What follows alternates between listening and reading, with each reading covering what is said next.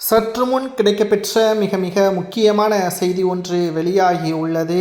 ஸ்டாலின் அவர்களது ஒட்டுமொத்த அதிகாரங்களும் பறிக்கப்படும் என்ற தகவல் சமூக வலைதளங்களில் வைரலாக பரவி வருகிறது.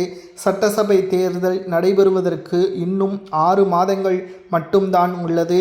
உச்சநீதிமன்றத்தில் ஆளுநர் RN ரவி அவர்களுக்கு எதிராகவும் ஜனாதிபதிக்கு எதிராகவும் வழக்கு தொடர்ந்து 10 மசோதாக்கள் ஆளுநர் நிறுத்தி வைத்ததற்கு காரணம் என்ன?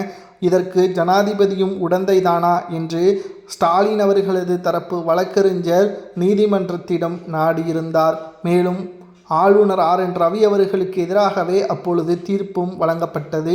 அது தீர்ப்பு என்று கூறக்கூடாது, உத்தரவு என்றே கூற வேண்டும் என்பதையும் நாம் நினைவுபடுத்த வேண்டும். தற்பொழுது 10 மசோதாக்களுக்கு ஆளுநர் RN ரவி அவர்கள் அனுமதி வழங்கி ஜனாதிபதிக்கு வழங்கிவிட்டார்.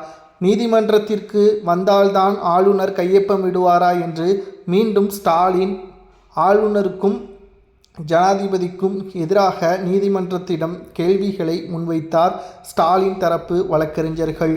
ஆனால் தற்பொழுது ஜனாதிபதி முர்மு அவர்களுக்கு வழக்கறிஞராக இருக்கக்கூடியவர்கள் இந்த வழக்கை எதிர்த்து நீதிமன்றத்தில் தாக்கல் செய்திருப்பதற்கு மிக முக்கியமான காரணம், ஆளுநருக்கும் தமிழக அரசிற்கும் இருக்கக்கூடிய பிரச்சனையில் எதற்காக உச்ச அதிகாரம் படைத்த ஜனாதிபதியே இந்த பிரச்சனையில் வர வைக்க வேண்டும்?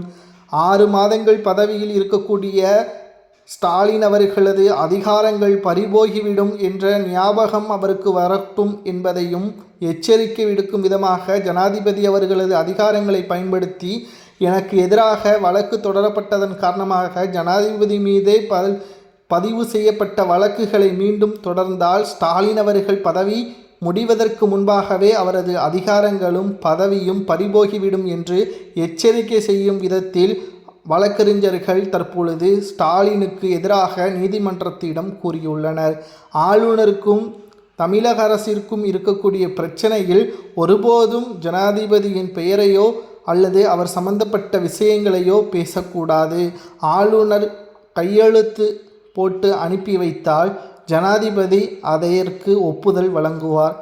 ஆளுநர் அனுப்பவில்லை என்றால் ஜனாதிபதிக்கு எப்படி தெரியும் என்ற கேள்வியை தான் தற்பொழுது ஜனாதிபதியின் வழக்கறிஞர்கள் உச்சநீதிமன்றத்திடம் கூறியுள்ளனர்.